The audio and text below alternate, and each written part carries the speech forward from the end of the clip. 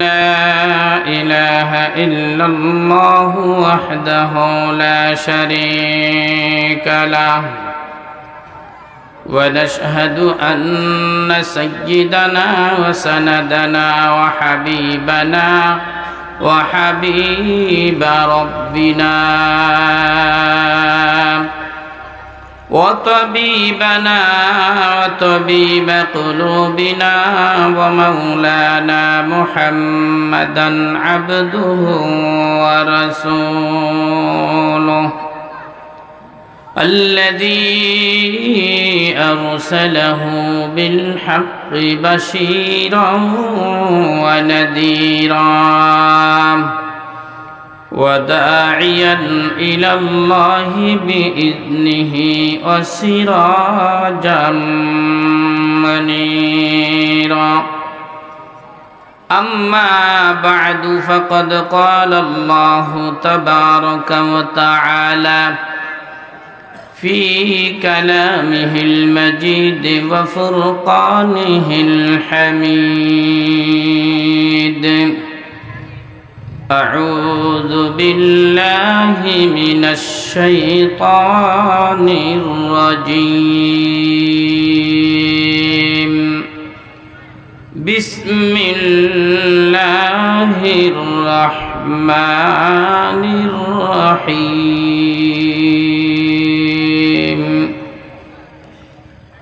من عمل صالحا من ذكر أو أنثى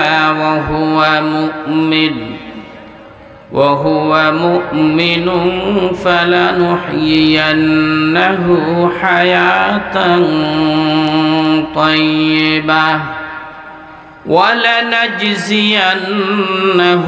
أجرهم بأحسن ما كانوا يعملون.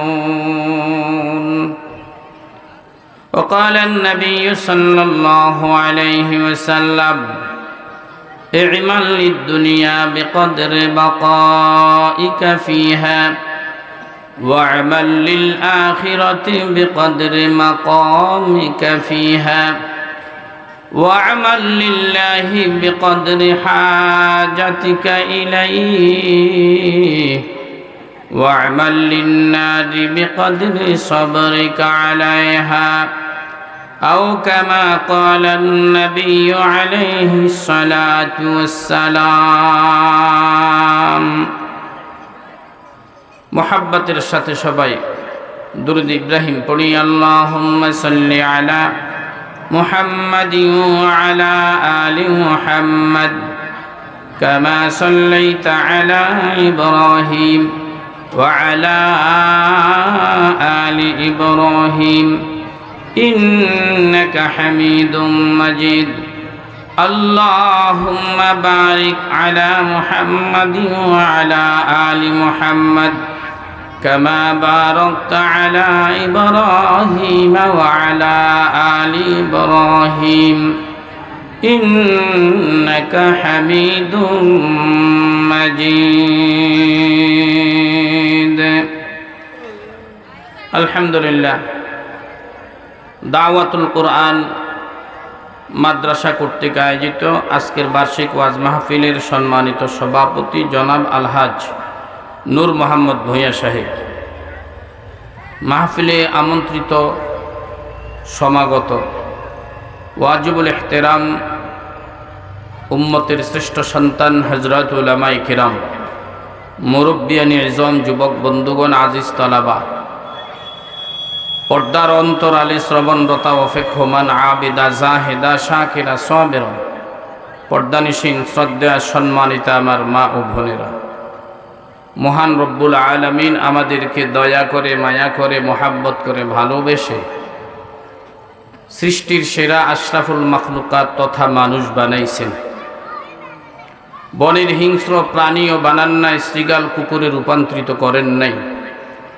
আমরা আল্লাহ তাআলার কাছে দরখাস্ত করি নাই, আল্লাহ তুমি আমাদেরকে মানুষ বানাও।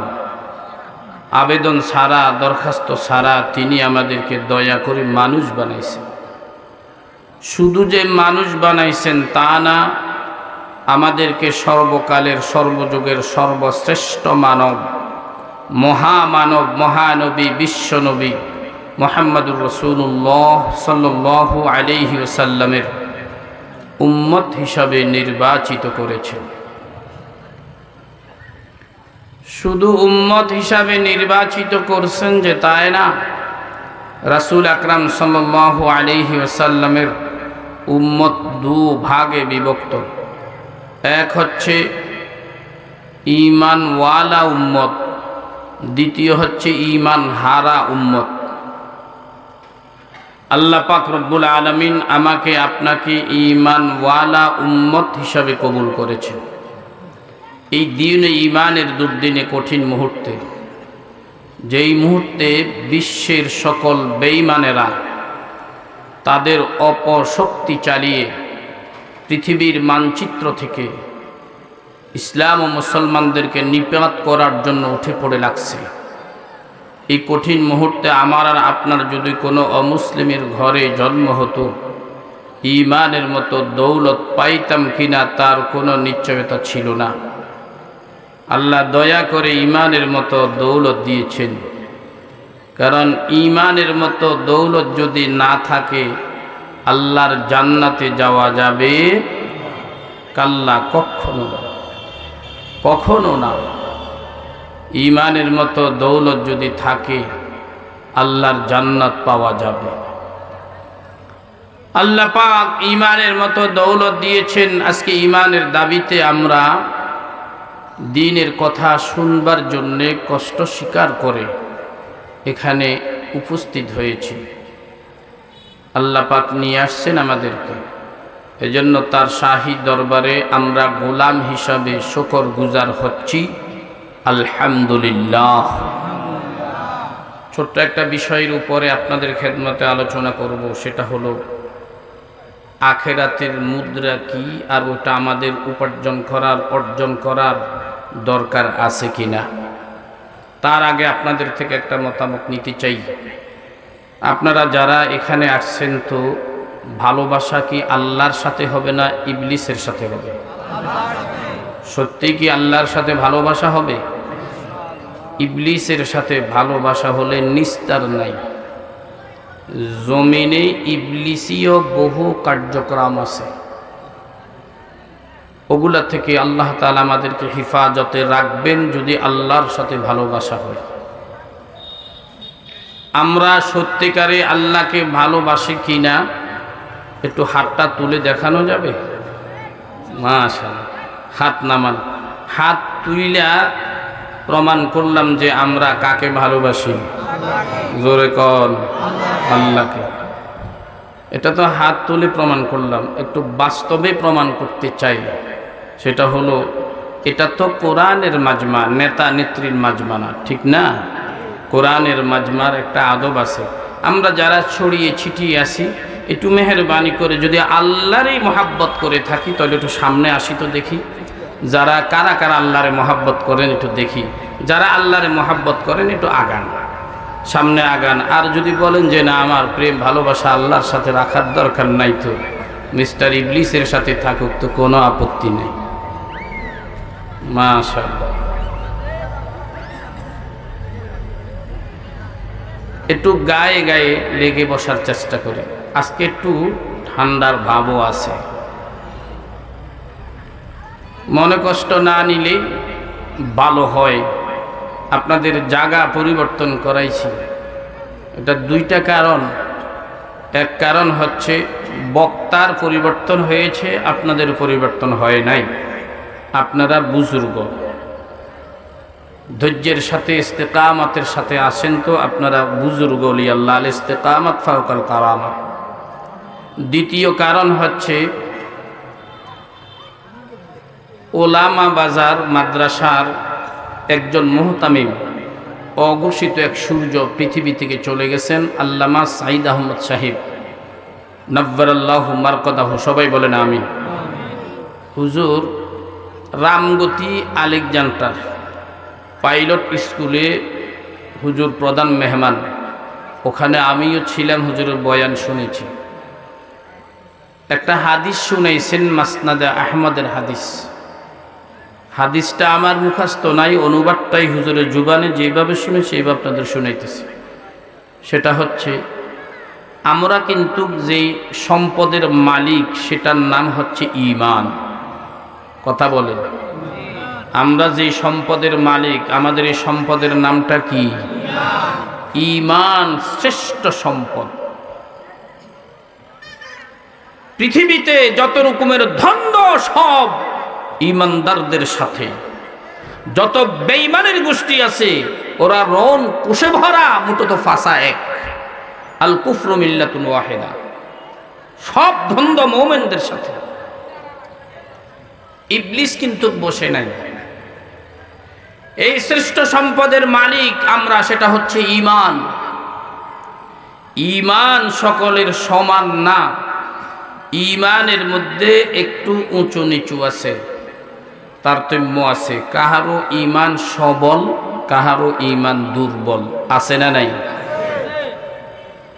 সাহসিকতার দিক দিয়া বাবার সকল সন্তান এক নয়। বাবার কিছু সন্তান আছে এমন, রাত 12টা অমাবস্যার রাত্রি, বজ্রপাত হচ্ছে, বিদ্যুৎ চমকিতেছে, খাড়া জিনিস যেটাকে বলা হয়, গুড়ি গুড়ি বৃষ্টি, ধমকা হাওয়াও আছে, রাস্তাঘাট অসমতল। বাবার একটা সন্তান সোনাপুর বাজার থেকে 3 থেকে 3.5 কিলোমিটার দূরে তার বাড়ি। রাত 12টায় সাথীও নাই, সঙ্গীও নাই, হাতে কোনো লাইটও নাই।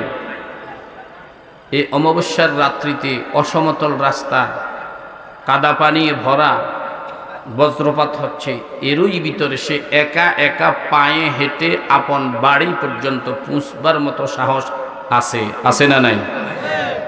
আবার বাবার আরেকটা সন্তান এরকম কাপুরুষ, থাকতো অমাবস্যার রাত্রি, থাকতো রাত 12টা, থাকতো একা একা লাইট ছাড়া, দিনের বেলাও সে রাস্তায় হাঁটতে এরকম আমগুন আখিল্লা বাসা সেরবা খায়, এরকম কাঁপি উঠে। কথা বলেন ঠিক না বেঠিক? পিছনের দিকে তাকায় একটা সেরবা, কিরে এরকম সেরবা খাসকা ক লাগেজন পিছন দিয়ে কে হাঁটে। এরকম কাপুরুষ সন্তানও আছে, আছে না নাই? তাহলে সাহসিকতার দিক দিয়া বাবার সকল সন্তান এক সমান নাই। ঈমানের দিক দিয়া সবাই এক না, কাহারও ঈমান একটু মজবুত সবল, কাহারও ঈমান দুর্বল। তবে জেনে রাখবেন, ঈমান যদি দুর্বল হয়, ঈমান যদি দুর্বল হয়, এই দুর্বল ঈমান দিয়া কবরে হাসরে ফুলসিরাতে মিজানে পার হওয়া বড় কঠিন। বিশেষ করে যখন কালবৈশাখী শুরু হবে, কালবৈশাখী, প্রতিটা মানুষের কালবৈশাখী নিশ্চিত। সেটা হচ্ছে যখন অন্তিম শয্যায় পড়ে যায়, মৃত্যুর যখন বিছানায় পড়বে, ওই মুহূর্তে ইবলিসের কালবৈশাখী শুরু হবে। কেন? ইবলিস আমাকে আপনাকে দিয়া যা অন্যায় অপরাধ করায়, মিথ্যা কথা বলাইলো, গীবত শেকায়েত করাইলো, সিটিংবাজি করাইলো, মানুষের ইজ্জত নষ্ট করাইলো, এই গুনাহগুলা কোনো না কোনোভাবে মাফ হওয়ার সুযোগ আছে।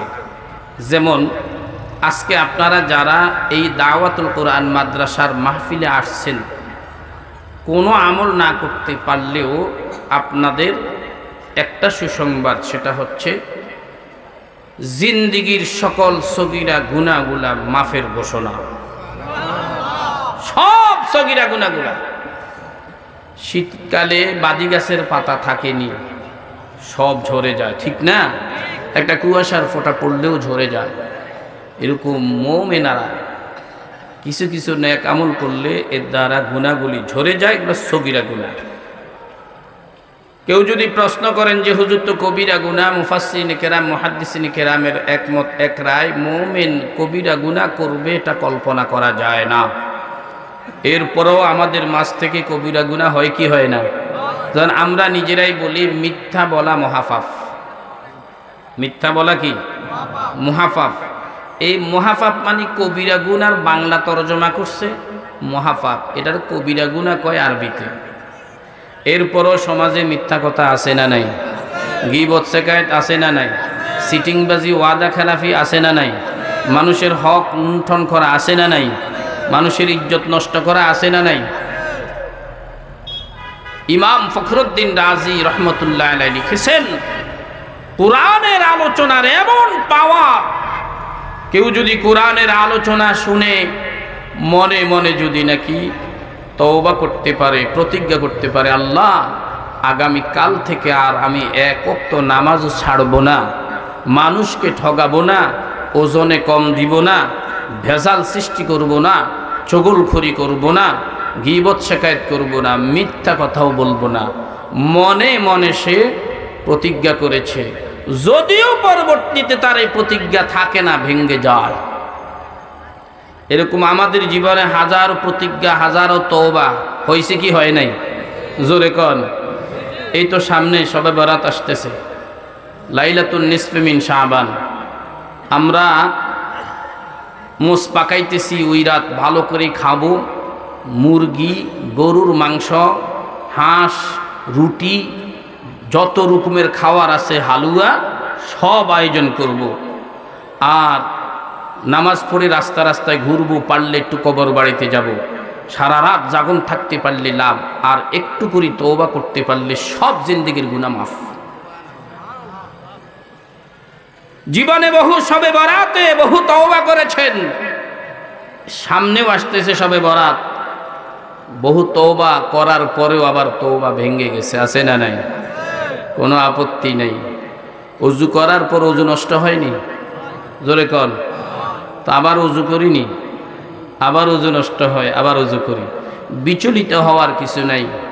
জীবনে বহু তওবা করেছি, আল্লাহ আর এক ওয়াক্ত নামাজও ছাড়বো না, এরপরে ছুটে যায়। একটা মিথ্যা কথাও আর বলবো না, এরপরও মুখ দিয়া মিথ্যা কথা এসে যায়, যায় কি যায় না? বিচলিত হওয়ার কিছু নেই। তওবা ভেঙে গেছে, আবার করব, আবার ভেঙে গেছে, আবার করব, আবার ভেঙে গেছে, আবার করব। এইভাবে করতে করতে আমার আপনার জীবনের এমন একটা সূর্য উদয় হবে, আর অস্ত যাওয়ার কোনো কথা থাকবে না।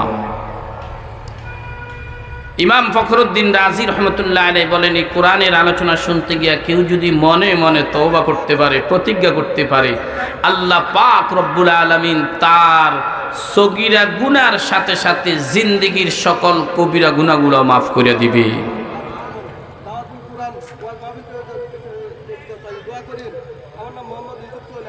ইমাম ফখরুদ্দিন রাজি রহমতুল্লাহ আলাইহি বলেন, হুম কওমুন লা ইয়াশকা জালিসুহুম, এটা এমন একটা মাজমা, কেউ শুধু উকি মারি দেখছে, এর বক্তাটা কেমন, আলোচনাটা কেমন, মাজমা জমছে কিনা, স্টেজে কারা বসা আছে, শুধু একটু উকি মারি দেখছে, আল্লাহ তাআলা তাদেরকেও মাফের ঘোষণা দিয়ে দেয়। মাজমার ভিতরে একটা লোক শুধু কেউ মনে মনে প্রতিজ্ঞা করতে পারলো না, অনুপ্রাণিত হয়ে তওবা করতে পারলো না। একটা লোক মনে মনে তওবা করেছে, আরে এই জীবনে বহু অন্যায় করছি, আর করব না। ওই একটা লোকের উসিলায় মাজমায় যারা থাকবে, আল্লাহ ওই সকলের কবিরা গুনাহগুলো মাফের ঘোষণা দিয়ে দেবে।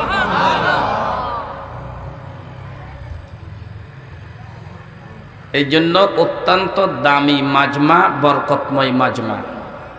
আমার ভাইয়েরা, আমরা যারা এখানে আসছি, মৃত্যুর সময় কালবৈশাখী শুরু হবে ইবলিসে। কেন? এই আশার দ্বারা তো গুনাহ মাফ, তওবা করলেন গুনাহ মাফ, নামাজ পড়লেন গুনাহ মাফ, শবে বরাতে কান্নাকাটি করলেন, আল্লাহ যদি রাজি হয় তো মাফ, রমজান মাসে রোজা রাখলেন মাফ। তো ইবলিস ব্যর্থ, ইবলিস কিন্তু ব্যর্থ। হাইরে সিটিংবাজি করাইলাম, দোকামি করাইলাম, প্রতারণা করাইলাম, যা কিছু করাইলাম, সে তো মাপ নিয়ে নিছে। এই জন্য ইবলিসের সর্বশেষ কাজ সেটা হচ্ছে, আমি আর আপনি যখন মৃত্যুর বিছানায় থাকব, ওই মুহূর্তে কিভাবে বেঈমান বানানো যায়, ওটা তার ফাইনাল খেলা। ওই মুহূর্তে ইবলিস তার সকল শক্তি একত্রিত করে দলবল নিয়ে উপস্থিত হয়ে বেঈমান বানাইবার জন্য হাজারো চেষ্টা চালাইবে। ওই মুহূর্তে যদি আমার আর আপনার ইমানটা যদি দুর্বল হয়, বলেন তো এই ইবলিসের কালবৈশাখীর থাবায় টিকা যাবে? জোরে করেন। এই জন্য আল্লাহ পাকের একজন আরেফ বলেন, কাশতি যদি দেমি কুন বাহারে সহুলাতেরা, কাশতি যদি দেমি কুন বাহারে সহুলাতেরা, বাহারে সফর আমি কোস দরিয়ায়ে বেকিনারাস। আমার ভাইরা, এমন একটা সমুদ্র পাড়ি দেওয়া লাগবে যেই সমুদ্রের কুল কিনারা খুঁজে পাওয়া যায় না, যেই সমুদ্রের কুল কিনারা জানা নাই। ওই সমুদ্রে পাড়ি দিতে হলে আমার তরিটা, আমার নৌকাটা ছিদ্র আছে কিনা এটা আমাকে দেখতে হবে। নৌকার কোনো একটা জায়গা কত ফুল আছে কিনা আমাকে দেখতে হবে। আমার নৌকাটা যদি কোথাও ছিদ্র থাকে এটাকে রিপেয়ারিং করতে হবে। না হয় আমার এই নৌকাটা সমুদ্রের অতল দেশে পানি ঢুকে ঢুকে আসতে করে সমুদ্রের অতল দেশে ডুবে যেতে পারে। কথা বলেন ঠিক কিনা? ইবলিস আমাকে আপনাকে বেঈমান বানাইবার জন্য হাজারো চেষ্টা চালাইবে। যদি ঈমানি মজবুতি আমার না থাকে, না জানি এক জাপটায় আমাকে বেঈমানের খাতায় তুলে দেয়। এই জন্য ঈমানটা সতেজ হওয়া লাগবে, মজবুত হওয়া লাগবে। ওলামা বাজার সাইদ আহমদ শাহ হুজুর তিনি বলেছেন, মাসনাদ আহমদের হাদিসের রেফারেন্স দিয়ে দুইটা জায়গায় ঈমান আপ ডাউন করে এবং ঈমানটা একাকার হয়ে যায়, ঈমান মজবুত হয়ে যায়। একটা জায়গা হলো মসজিদে যখন আমরা নামাজ পড়তে যাই, জামাতে নামাজ পড়া হয়, ইমাম সাহেব দাঁড়ায়, মুক্তাদিরা পিছনে দাঁড়ায়, তো গায়ে গায়ে লেগে দাঁড়ায়। মুক্তাদিরা যখন দাঁড়ায় ঈমানটা আপ ডাউন করতে থাকে। ঈমানটা কি করতে থাকে? আপ ডাউন করতে থাকে। তো বলে, হুজুর ইমাম সাহেব যা আগলা ভিন্ন দাঁড়াইছে। আরে ইমাম সাহেব তো হলো একটা ট্রেনের ডাব্বাগুলিকে স্টেশনে পৌঁছাইবার জন্য ইঞ্জিন। ওরে কথা কন, এটা কি ইঞ্জিন? তো এমনিই সবল, ইঞ্জিন এমনিই মজবুত। কারণ মোমেনের অনেকগুলি গুণের মধ্য থেকে একটা গুণের কথা দোয়ার মাধ্যমে আসছে সূরা ফুরকানের ভিতরে। কি দোয়া? ওয়াজআলনা লিল মুত্তাকিনা ইমামা। কি মানি? আয় আল্লাহ আমাকে মুত্তাকিদের ইমাম বানাও। কাদের ইমাম? জোরে কোন? যারা নামাজ পড়ে পিছনে ওরা সবাই মুত্তাকি। কেমনে বুঝলাম? আল্লাহ পাক রব্বুল আলামিন সূরাতুল বাকারার শুরুতেই বলেছেন মুত্তাকি কারা। এই কিতাব, এই কোরআনে মাজিদ হুদাল লিল মুত্তাকিন। মুত্তাকি যারা ওদেরকে হেদায়েত দিবে। মুত্তাকি কারা? মুত্তাকির তিনটা গুণ আল্লাহ পাক বর্ণনা করেছেন। এক নম্বর, আল্লাযীনা ইউমিনুনা বিল গায়ব। মুত্তাকি হলো ওরা যারা অদৃশ্য জগৎকে বিশ্বাস করে। কবর আমরা দেখি না, বিশ্বাস করি। বুলসিরাত আমরা দেখি না, বিশ্বাস করি। মিজান আমরা দেখি না, বিশ্বাস করি। এমনকি ফিরিস্তা আমরা দেখি না, সেটাও বিশ্বাস করি। আল্লাহকে দেখি না, আমরা আল্লাহ পাক রব্বুল আলামিনকেও বিশ্বাস করি। আখিরাত দেখি নাই, সেটাকেও বিশ্বাস করি। জান্নাত দেখি নাই, সেটাও বিশ্বাস করি। জাহান্নাম দেখি না, সেটাকেও আমরা বিশ্বাস করি। কথা কন। তাহলে আমরা ঈমান বিল গায়েব, অদৃশ্য জগৎকে আমরা মানি কি মানি না? এটা মুত্তাকির এক নম্বর পরিচয়। দুই নম্বর মুত্তাকির পরিচয় আল্লাহ পাক দিয়েছেন, ওয়া ইয়াকিমুনাস সালাহ। মুত্তাকি হলো ওরা যারা নামাজ কায়েম করে, মুসল্লিরা পিছনে দাঁড়ায়া নামাজ পড়ে, এরা মুত্তাকি। জেনে রাখবেন বন্ধু, মুত্তাকির ইমাম মুত্তাকি হলে চলবে না। এই দোয়া থেকে প্রমাণ, মুত্তাকির ইমাম মুত্তাকি হলে চলবে না। কারণ তিনি তো ইঞ্জিল যত সবল হবে, ট্রেনের ডাব্বাগুলি দ্রুত স্টেশনে পৌঁছতে পারবে। কথা বলেন ঠিক না বেঠিক? একটা গাড়ির বডি যত রকমের জীর্ণ শীর্ণ হয়, ইঞ্জিলটা যদি মজবুত হয়, ওই গাড়ি স্টেশনে যাইতে কোনো ঝামেলা হবে না।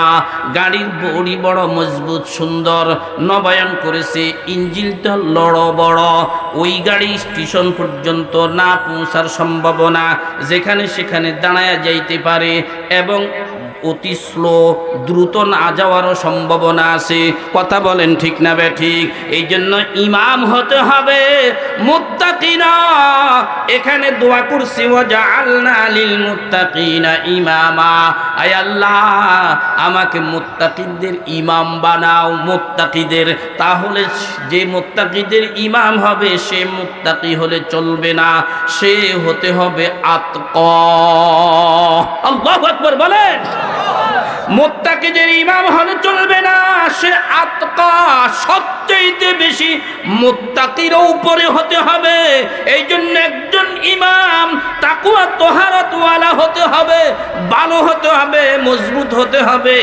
এখন তো আমাদের সমাজের কিছু লোক আছে, আমগোনোয়া খাইল্লা বাসায় সেফ দিয়া বগা ধরতে চায়।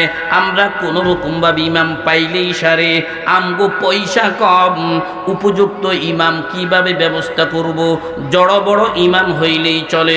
এই মুসলমান, ইঞ্জিন যত মজবুত, গাড়ি দ্রুত যাবে স্টেশনে। কথা বলেন ঠিক কি না? ইমাম যত বেশি মজবুত হবে, তাকওয়া তাহারাত ওয়ালা হবে। ইমাম তো আখিরাত নিয়েই দাঁড়াইছে, আপনাদেরকে নিয়ে তার এই গাড়ি, নামাজের গাড়িটা জান্নাত পর্যন্ত পৌঁছাইতে হবে। এই জন্য ইমাম তো আগ থেকেই সবল, ইমাম তো আগ থেকেই মজবুত। বাকি আমরা যারা আছি, আমাদের ইমানটা একাকার হওয়া দরকার। এই জন্য ইমান আপ ডাউন করতেছে। আপ ডাউন করার কারণে সবলওয়ালার ইমানের উসিলায় দুর্বলওয়ালার ইমানটাও সবল হয়ে যায়। কাজে মসজিদে নামাজ পড়তে কি ফাঁক ফাঁক হইয়া দাঁড়াইবেন, না গায়ে গায়ে লেগে দাঁড়াইবেন? কথা কন। আমগো শিববি শাহ হুজুরের আব্বা এই মার্কাজ একটা মাদ্রাসা করছে, ডগির বাইর হুজুর বলতাম আমরা। খুব মেজাজি ছিলেন এবং এত মুত্তাকি ছিলেন, জীবনে কখনো তিনি কবুতর পালেন নাই এবং বলতেন যে কবুতর পালা জায়েজ নাই। এক শর্তে জায়েজ। কোন শর্তে? সেটা হচ্ছে সারা বছর যদি এক অবস্থায় আমি তাকে দানা পানি দিই। আমগো দেশে তো মানুষ কি করে, বর্ষার মৌসুমে মাঠে ময়দানে ধান থাকে না, ফসল থাকে না, তো বর্ষার মৌসুমে গম টম বিভিন্ন রকমের দানা পানি দেয়। মাশাআল্লাহ, সুদিন আসলে 8 মাস, যেটা আমি নোয়াখালীর ভাষা 8 মাস আসলে আর কিছু লাগতো না, কবুতরে তালাশ করি খাইব মাসির খেতে যাইয়া। কবুতরে কি পরিমাণ মানুষের ফসল নষ্ট করে, কি পরিমাণ খায়, কল্পনা করতে পারবেন না। উঠানে ধান রোদ দিলে বোঝা যায় সে কিভাবে খায়, কল্লাটা উপর থেকে উঠাইবার সুযোগ পায় না। কথা কোন ঠিক না ঠিক? এই জন্য আপনি কবুতর পালতে হলে সারা বছর যদি এক সিস্টেমে, এক অবস্থায় যদি আপনি তাকে দানা পানি দেন, তো আপনার জন্য বৈধ। আর যদি দানা পানি পুরো বছরে একাত্রে এক অবস্থায় দিতে না পারেন, আপনার জন্য কবুতর পালা বৈধ নয়। অপরের ফসল নষ্ট করবে, ধান ঝরানো, রক্ত ঝরানো ফসল, তার কলিজায় আঘাত লাগতেছে, পরের হক নষ্ট হচ্ছে। এই জন্য তিনি কবুতর পালতেন না এবং হাঁস মুরগিও পালতেন না। কেন পালতেন না? আমগো দেশের মানুষেরা কি করে, হাঁসের চাষ করতে গিয়া শামুক তালাশ করিয়া রে এগুলাকে আনি টুকরা টুকরা করে হাঁসেরে দেয়। ওরে কথা কর। ক্যাঁচা আছে না, ক্যাঁচারে দা দিয়ে তুলিয়া রে তো হাঁসের বাচ্চারে দেয়। এটা জায়েজ নাই। উনি বলতেছেন এটা একটা হারাম জিনিস, হাঁসটা আমার জন্য হালাল, আমি হারাম জিনিস, শামুক ক্যাঁচা এটা হারাম জিনিস, আমি ইচ্ছাকৃত কেন তারে খাওয়াবো? সে যদি খুঁজে খায় সেটা তার ব্যাপার, ওটা দোষণীয় নয়, এটা তার খাবার রাখছে আল্লাহ। কিন্তু আমি ইচ্ছাকৃতভাবে তাকে দিব, এটা হতে পারে। এত তাকওয়া ছিল হুজুরের, এত মুত্তাকি ছিলেন, এত তাকওয়া তাহারাতওয়ালা ছিলেন। আল্লাহু আকবার। হুজুর নামাজে দাঁড়াইলে কেউ যদি একটু দূরে ফাঁক করে খাড়াইতো, মেজাজি মানুষ তো এমনিতে গরম হয়ে যেত, এত দূরে খাড়াইছো কা, এত দূরে কা, কি পায়খানা আছে না? আমার লোকে পায়খানা আছে না, পায়খানা আছে নাই, এরকম ভাবে খুব ডাকতেন। আমগো শিববিশা হুজুর কি গরম, ইয়ার তো না আরো সেঁতা আছে, খুব গরম। একদিন মাদ্রাসাতে পাশ দিয়ে হাঁটি যাই, তো শেষ অবস্থায় তো চোখে দেখতো না, তো ওনার প্রয়োজনে কাউকে ডাকলে হাঁটিয়ে যাইতে যদি কেউ বলতো রে কেড়ে যা, যদি কেউ তো আয়, আমগো দেশে একটা প্রচলন আছে, কেউ কোরআন দিয়ে যাইতে গেলে রে কেড়ে যাস রে, কা আয় যাইতেছে, এরকম কয়নি? এটা বললেই সারে হুজুরের মেজাজ 100 উঠতো। এই আমি কে রে, তুই কুত্তানি না বিড়াল না শুয়োর, তোর নাম নাই, তোর নাম নাই রে, তুই আয় কে? কথা তো বাস্তব, কি বলেন? কথাটা বাস্তব না? এরকম মেজাজি মানুষ ছিলেন। কেউ ফাঁক দিয়ে খাড়াইতো, একটু ফাঁক রাখতো, মেজাজ নামাজ ছাড়ে দিয়ে বলতে আমার গায়ে পায়খানা আছে নাকি, পায়খানা আছে নাকি, কেন ফাঁক করে দাঁড়াইলা, কেন ইবলিসের শত্রুর এখানে জায়গা দিলা, কেন তুমি রহমত থেকে বঞ্চিত হও? ঈমান কি তোমার সতেজ করার দরকার নয়? ঈমানটাকে তোমার মজবুত করার দরকার নয়? নামাজটাকে তোমার মজবুত করার দরকার নয়? তোমার নামাজের খবর আছে না আমার নামাজের খবর আছে, কেন ফাঁক করে দাঁড়াইলা? এই জন্য জামাতের সাথে নামাজ পড়তে গিয়া আমরা গায়ে গায়ে লেগে দাঁড়াবো। কেন? ওই সময় ইমানটা আপ ডাউন হয়। ইমান কি হয়? সবলওয়ালার ইমানের কারণে দুর্বলওয়ালার ইমানটাও সবল হয়ে যায়। 2 নাম্বার, আপনারা ওয়াজ শুনতে এসেছেন, সাহাবায়ে কেরাম ওয়াজ শুনতেন, আমার নবীও ওয়াজ করতেন। কথা বলেন ঠিক না বেঠিক? সাহাবায়ে কেরাম যে ওয়াজ শুনতেন, আল্লাহু আকবার, তাদের ওয়াজের শোনাটা ছিল। এই জায়গায় যদি একটা চুমুক ম্যাগনেট রাখা হয়, ছোট ছোট কিছু যদি এই লোহার গুঁড়া এইদিকে লাগান রাখা হয়, এই ম্যাগনেটটা এখানে রাখার সাথে সাথে চতুর্দিক থেকে লোহার টুকরাগুলি এসে ম্যাগনেটের সাথে মুহূর্তের ভিতরে লেগে যাবে। কথা বলেন ঠিক না বেঠিক? সাহাবায়ে কেরাম আল্লাহ পাকের নবী ওয়াজ করতেন এইভাবে, ম্যাগনেট যেইভাবে চুমুক যেরকম লোহাকে টানে, এইভাবে আকর্ষণ করে টাইনা লোহার সাথে আর চুমুকের সাথে যেরকম মিশ্রণ, সাহাবায়ে কেরাম গায়ে বসতেন, গায়ে গায়ে লেগে বসতেন, মিশে বসতেন, এমনভাবে বসতেন মনে হচ্ছে যেন হাফিজ হাদিস হযরত আবু হুরায়রা রাদিয়াল্লাহু তাআলা আনহু বলেন, হযরত আনাস ইবনে মালিক রাদিয়াল্লাহু তাআলা আনহু বলেন, পাখিরা মাথার উপর বসে পায়খানা করে চলে যেতে পারবে, তারপরও অনুভব করা যাবে না এরা কি মুর্দা না জিন্দা। ইমানটা আপ ডাউন হয়। ও মুসলমান, কোরআনের আলোচনা শুনতে গেলে গায়ে গায়ে লেগে বসে দুনিয়ার নেতা নেত্রীদের মাজমার মতো ছিটা বিটা হয়ে বসা যাবে না। গায়ে গায়ে লেগে বসলে ইমানটা আপ ডাউন হয়। সবলওয়ালার ইমানের কারণে দুর্বলওয়ালার ইমানটাও সবল হয়ে যায়। আমগো ইমানের সবলতার দরকার আছে না নাই? না হয় কালবৈশাখী শুরু হইয়া গেলে টিকা বড় মুশকিল। আর ওই কালবৈশাখী লাগবে না, এখনো তো যেইভাবে কালবৈশাখী শুরু হইয়া গেছে, নাস্তিক মুরতাদ বেঈমানদের মুসলমানদের সন্তানগুলোকে কিভাবে নাস্তিক বানানো যায়, বেঈমান বানানো যায়, হাজারো কৌশলের ভিতরে এটাও একটা কৌশল। মানুষ নাকি বানর থেকে এসেছে।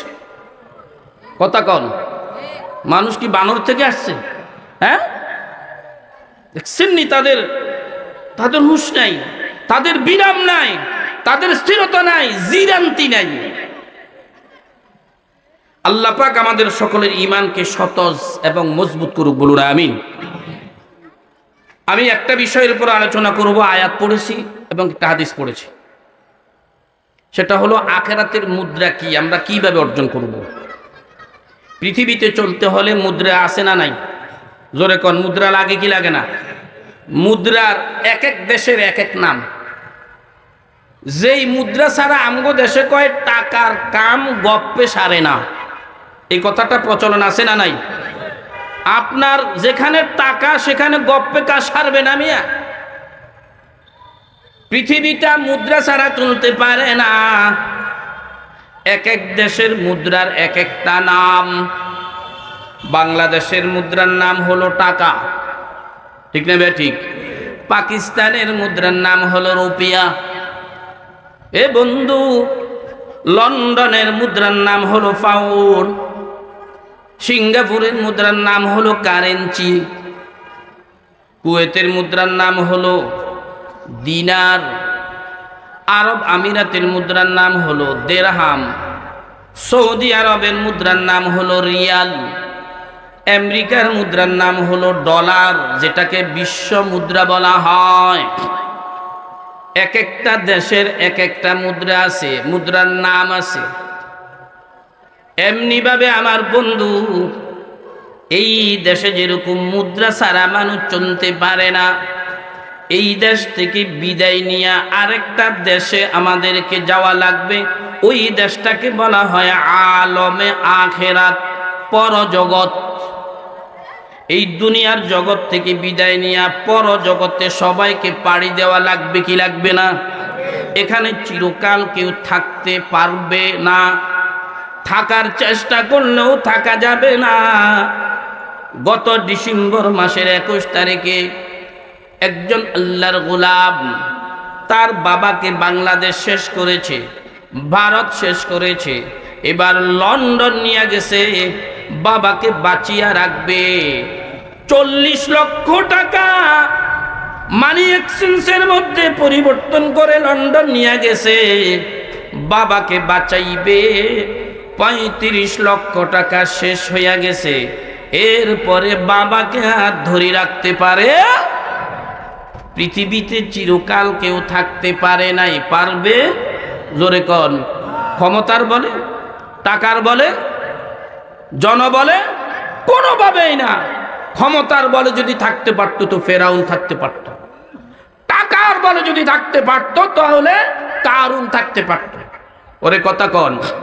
আচ্ছা, আর কিছু নাও, চির অমর হয়ে থাকার জন্য যদি থাকতেন আমাদের নবী থাকতে পারতেন, তিনিও তো নাই, আছে।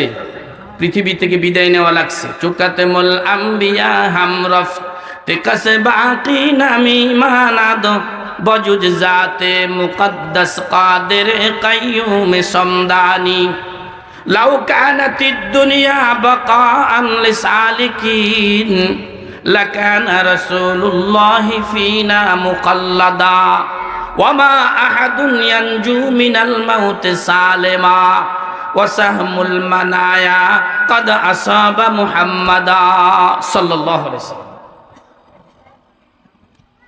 আমার ভাইয়েরা, আখিরাতের জগতে, পর জগতে আমাদেরকে যাওয়া লাগবে, ইচ্ছাই হোক অনিচ্ছাই হোক। এই দেশে চলতে গেলে যেরকম মুদ্রার প্রয়োজন, ওই দেশেও আপনার আমার প্রত্যেকের মুদ্রার প্রয়োজন। এক দেশের মুদ্রা আর এক দেশে চলে না। বাংলাদেশের টাকা পাকিস্তান চলে না, বাংলাদেশের টাকা সৌদি আরব চলে না, বাংলাদেশের টাকা আমেরিকা চলে না। আপনাকে যদি সৌদি আরব হজে যেতে হয়, উমরায় যেতে হয়, মানি এক্সচেঞ্জে গিয়া আপনাকে ব্যাংকের মাধ্যমে, মানি এক্সচেঞ্জের মাধ্যমে পরিবর্তন করতে হবে। ওই দেশের টাকা আপনাকে নিতে হবে। কথা বলেন ঠিক না বে ঠিক? এই জগৎ থেকে ওই জগতে যাবেন বন্ধু, ওই জগতেরও আপনার দুনিয়ার টাকা চলবে না। আপনি কোটিপতি, আপনার ব্যাংকের টাকাগুলো যদি কবরে ঢুকায়া দেয় কাজ হবে না। এটা মানি এক্সচেঞ্জ লাগবে। মানি এক্সচেঞ্জ হলো এই কোরআনের মাদ্রাসা। এখানে যদি আপনি অর্থ করি দেন, আল্লাহ পাক পরজগতের আপনার মুদ্রার ব্যবস্থা করবে। ওই পরজগতের মুদ্রার নাম হলো আমালে সালেহ, নেক আমল। সুবহানাল্লাহ বলেন।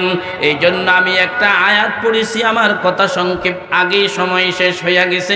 আল্লাহ পাক রব্বুল আলামিন বলেন, মান আমিলা সালিহাম মিন যাকারিন আও উনসা ওয়া হুয়া মুমিন ফালানুহিয়ান্নাহু হায়াতান তাইয়্যিবা।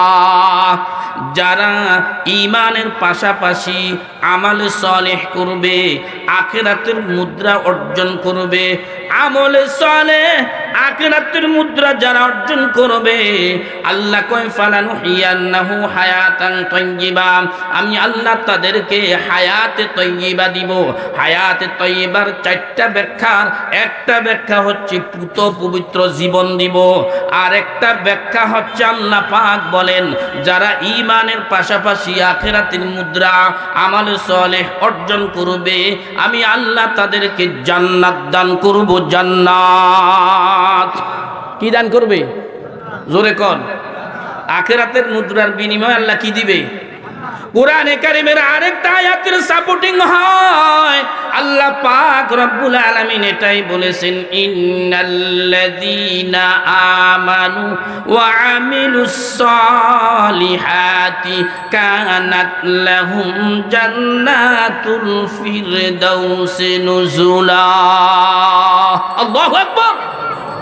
আল্লাহ পাক বলেন যারা ঈমানের পাশাপাশি নেক আমল করবে, আখিরাতের মুদ্রা অর্জন করবে, তাদের জন্য ঠিকানা জান্নাতুল ফিরদাউস, ওখানে তাদের মেহমানদারি চলবে। সুবহানাল্লাহ। ওই মেহমানদারি কতদিন চলবে? ওই জান্নাতে তারা কতদিন থাকবে? আল্লাহ কয় খালিদিনা ফিহা, চিরকাল চিরকাল চিরকাল সেখানে থাকবে। প্রশ্ন আসতে পারে, একটা জায়গায় যদি মানুষ দীর্ঘদিন থাকে, মনটা খারাপ হয়ে যায়। নারীরা বাবার বাড়িতে বেশি দিন থাকলে মনটা উতাল পাতাল হয়ে যায়, নানার বাড়ি বেড়াইতে যায়। স্বামীর বাড়িতে দীর্ঘদিন থাকলে মনটা উতাল পাতাল হয়ে যায়, বাবার বাড়িতে বেড়াইতে যায়। একটা জায়গায় দীর্ঘদিন থাকলে মানুষের মনটা একটু এলোমেলো হয়ে যায়। এই যে জান্নাতি চিরকাল থাকবো, সেখানে কি মনটা উতাল পাতাল হবে নাকি?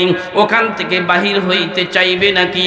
আল্লাহ জানায়া দিছে, না না, লা ইয়াবগুনা আনহা হিওয়ালা। ওই জান্নাত থেকে কেউ বাহির হইতে চাইবে না, পরিবর্তন হইতে চাইবে না, ওখান থেকে স্থানান্তরিত হইতে চাইবে না। ওই জান্নাতের বাড়ির মেহমান হতে হলে আখিরাতের মুদ্রা নেক আমল অর্জন করা লাগবে, আমল সালেহ আমাকে আপনাকে উপার্জন করা লাগবে। কথা বলেন ঠিক না ঠিক? এরে বন্ধু, দুনিয়ার জমিনে যেরকম টাকার কাম গপ্পে সারে না, ময়দানে মাহশারে ও আখিরাতের মুদ্রা ছাড়া তোমার গপ্পে কাম সারবে না।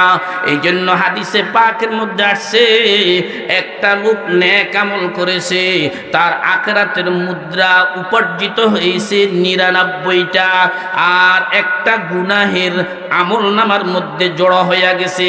একটা নেক আমল আখিরাতের মুদ্রা শর্ট হইয়া গেছে, আল্লাহ পাক ওজন দিয়া দিছে।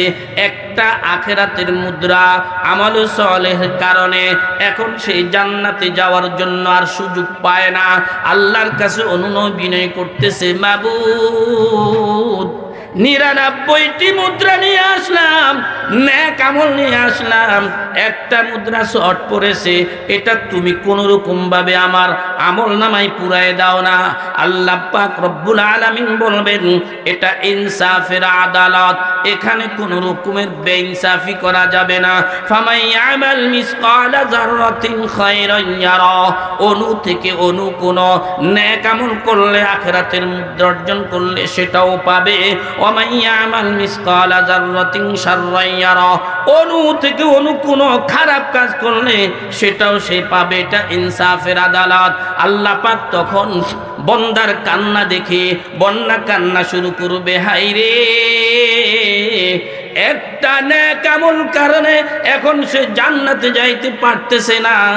তার কান্না যখন শুরু হয়ে যাবে, আল্লাহ পাক রব্বুল আলামিন তখন বলবে, এরে বান্দা যা, জমিনের বুকে বিপদগ্রস্ত হইলে বাবার কাছে যাইতি, মায়ের কাছে যাইতি, ভাইয়ের কাছে যাইতি, মুসিবতের শিকার হলে বন্ধু বান্ধব তোর সাহায্য সহানুভূতি করত, আমি মালিক তোমাকে এতটুকুন সুযোগ দিতে পারি, যাও তোমার আপনজন কেউ থাকলে ওদের কাছে যাও।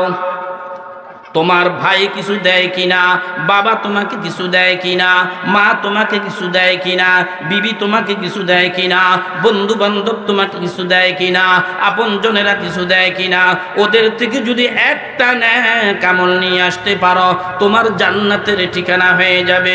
মদিনার নবী বলেন এই 99টি নেকওয়ালা একটা মুদ্রা শর্ট হওয়ার কারণে ময়দানে মাহশারে শুধু চিৎকার করতে থাকবে, দৌড়তে থাকবে, বাবার কাছে যাবে, বাবা তখন সন্তান বলি পরিচয় দিবে না, মায়ের কাছে যাবে, মা পরিচয় দিবে না, অস্বীকার করবে আমি তো জীবনে বিবাহ বসি নাই, সন্তান পাবো কই, ভাইয়ের কাছে যাবে, সবাই ভাগতে থাকবে, ভাগতে থাকবে। ওই কথাটাই আল্লাহ পাক রব্বুল আলামিন কালামে হাকিমের মধ্যে তুলে ধরেছেন, ইয়াউমা ইয়াফিরুল মারউ মিন আখিহি ওয়া উম্মিহি ওয়া আবিহি ওয়া সাহিবাতিহি ওয়া বানিহি লিকুল্লি ইমরিইম মিনহুম ইয়াউমা ইযিন শাআনুন ইউগনি। বাপ ভাইও, মা বহনো, ফরজন্দ জন আর ইয়ারগার, বাপ ভাইও, মা বহনো, ফরজন্দ জন আর ইয়ারগার, আশিক ও মাশুক নকর, বন্দায়ে খেদমত গুজার, काम आएगा नहीं हर एक जुदा हो जाएगा, काम आएगा नहीं हर एक जुदा हो जाएगा, बोल के हर एक उज़्व दुश्मन जान का हो जाएगा, बोल के हर एक उज़्व दुश्मन जान का हो जाएगा। কেউ তো পরিচয় দিবে না, ভাগবে, এক পর্যায়ে দুশ্মন হয়ে যাবে, না জানি রে আমি যদি নেক দিয়া দিই, আখেরাতের মুদ্রা দিয়া দিই, আমাকে আবার জেলখানায় যাওয়া লাগে কিনা। ওই দিন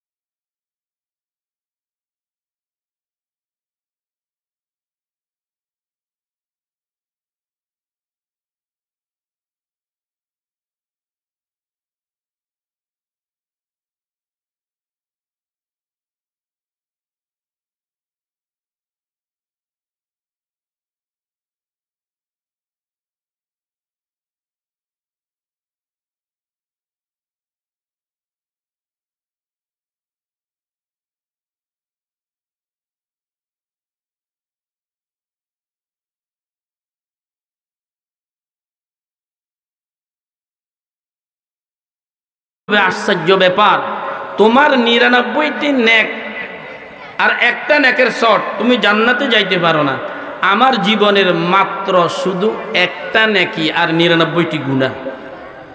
তো আমি তো জান্নাতের আশাও করতে পারি না, জান্নাতের আশাও করতে পারি না। তো আমি আর একটা নেক দিয়ে কি করবো? তুমি 99টি নেক পাইয়া যাইতে পারো না, আর আমি 99টি গুনাহ, মাত্র নেক কয়টা? ধরেন না 1 টাকা, 1 টাকা দিয়ে আমি আর কি করবো? তো দরকার নাই, থাক। তারপরও তুমি পার হয়ে যাও, তুমি শান্তি পেয়ে যাও, তুমি জান্নাতের মেহমান হয়ে যাও, আমি চাই। এই একটা নেক তোমারে দিয়া দিলাম, যাও আল্লাহরে বললিও বলে অমুকে দিছে। একটা নেক পাইছেন, লোকটার খুশির সীমা আছে। কথা কন, ভাই বেড়াদার আত্মীয় স্বজন মা বাবা সবাই তাকে তাড়াইয়া দিছে, সবাই ভাবতেছে এই একটা লোকে একটা নেকি দিছে। এই নেকিটা পাই আল্লাহ রেখা, আল্লাহ আমার 100 নেকি পুরা হইছে। আল্লাহ তো সব দেখে, আল্লাহ সব জানে। এরপরও প্রেমের অভিনয় করে বলবে, কিরে বান্দা, এই কঠিন মুহূর্তে একটা নেকি তোরে কেড়া দিল, কেড়া দিল। তখন বলবে, আল্লাহ তোমার অমুক গোলামের 99টি গুনাহ, একটা নেক আছে। আমার জুবান দিয়া যখন শুনছে আমি 99টি নেক নিয়েও পার হইতে পারি না, এবার লোকটা আমার উপর দয়া করে কয়, আমার ঠিকানা তো জাহান্নাম ছাড়ার কিছুই না, এই একটা নেক তুই নিয়ে নে, তুই পার হয়ে যা, তারপর তোর শান্তির ফয়সালা হোক, আমি তো জাহান্নামে যাওয়াই লাগবে। আল্লাহ পাক রব্বুল আলামিনের দয়া মায়া প্রেম মোহাব্বত আর ভালোবাসার কুদরতি সমুদ্রের মধ্যে তখন ঢেউ খেলবে, জোয়ার এসে যাবে। আল্লাহ পাক রব্বুল আলামিন ওই লোকটাকেও ডাক দিয়া বলবে, আয় আয় বান্দা আয়, তুই তারে একটা নেক দিয়া দিলি, একটা নেকের কত দাম? লোকটা বলবে, আল্লাহ 99টি নেক নিয়ে পার হইতে পারে না, আমি একটা নেক দিয়া কেমনে পার হইব? এই জন্য তোমার বন্দা শান্তি পেয়ে যাক, তোমার বন্দা মুক্তি পেয়ে যাক, আমি তাকে পার কইরা দিই। ঠিক আছে, তার একটা নেকের শর্ট আমি দিয়া দিলাম তাকে পার করার জন্য। আল্লাহ কইরে, বান্দা এই কঠিন মুহূর্তে সবচাইতে দয়ার সাগর আমি আল্লাহ, তুই যখন দয়া দেখাইতে পারলি, তোর এই দয়ার কারণে আমি আল্লাহ তোকেও জান্নাতের মেহমান বানায়া দিলাম। আনোয়ার শাহ কাশির রহমতুল্লাহ আলাইহি বলেন, এই লোকটাকে একটা নেক দিয়ে দিছে, দয়া করেছি 99টি গুনাহ নিয়ে, এখন সে একটা নেক দেওয়ার কারণে সে এখন জান্নাতি হইয়া গেছে। তো এই লোকটা হলো ওই লোক, যেই লোক দুনিয়ার জমিনে বহু অন্যায় অপরাধ করেছে, গুনাহ করেছে, তবে এই লোকটি কোরআনকে মোহাব্বত করত, কোরআনের কারখানায় সাহায্য সহানুভূতি করেছে, তার গুনাহের কারণে ওইগুলি তুষের আগুনের মতো সব শেষ করে দিছে। একটা নেকি কোরআনের মোহাব্বত, একটা নেকি কোরআনের মোহাব্বত, এই মোহাব্বতটার কারণে লোকটা এই নেক ওকে দেওয়ার কারণে আল্লাহ পাকের দয়ার সাগর জোয়ার এসে গেছে। 99টি গুনাহ থাকা সত্ত্বেও আল্লাহ পাক তাকেও মাফ কইরা জান্নাতের মেহমান বানাবি। সুবহানাল্লাহ বলে। এই জন্য আখিরাতের মুদ্রা নেক আমলের দরকার আসেনি? কথা বলেন, দরকার আসেনি? এখন হায়াত অনুসারে তো নাই, কি পরিমাণ নেক আমল, কি পরিমাণ নেক আমলের দরকার, আখিরাতের টাকার দরকার। বাংলাদেশের সবচাইতে বড় কোটিপতি, প্রধান কোটিপতি, সেও আরো টাকা চায়, আরো মুদ্রা চায়। আখিরাতের জগতে তো মুদ্রার কি পরিমাণ প্রয়োজন, টাকাওয়ালারা সবাই মহাব্বত করে। আখিরাতের জগতেও যে বেশি নেক আমল নিয়ে যাবে তাকে সবাই মহাব্বত করবে, আমার আল্লাহও মহাব্বত করে।